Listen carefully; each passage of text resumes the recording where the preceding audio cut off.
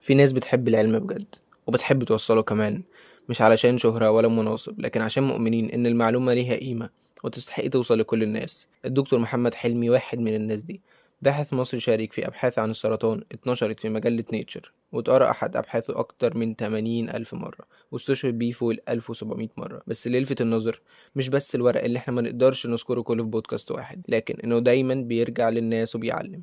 من فترة قدم كورس كامل عن أساسيات الكتابة العلمية على قناة العيادة التعليمية. الكورس ده اتشاف أكتر من 16,000 مرة في أقل من شهرين.